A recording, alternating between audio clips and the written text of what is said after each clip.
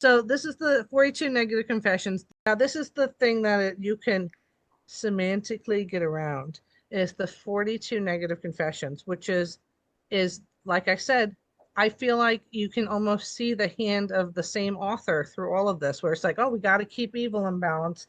And here we're doing 42 negative confessions. So you're just going to miraculously think about how you can declare things that you haven't done. It's almost like a child with chocolate on his face. And did you get in the cookies? Instead of being able to say, no, you have to be like, well, I didn't eat your candy and I didn't eat dad's steak and I didn't eat this, just did you eat the cookies or not? So this is the 42 negative confessions. The deceased is going to stand before 42 assessors, which are minor deities and cosmic judges.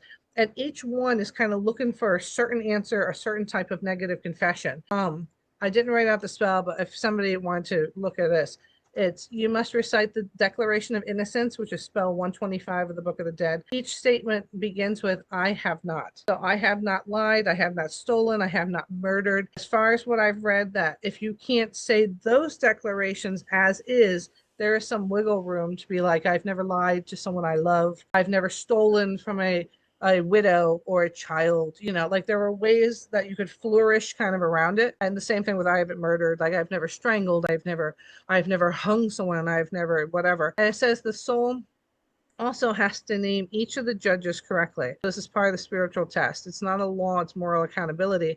But this is like, it's not just a law, it's moral accountability. But this is why it's so important that it is all in the tomb, because otherwise you're not going to remember this. I mean, even if you were, like I said, a scholar who had practiced this, and for some reason you don't forget it when you cross over, they've made it to where it's almost impossible. You are dependent on another person, which is also a problem, because in Christianity you're not dependent on a second person for your own salvation. Here you are post-mortem.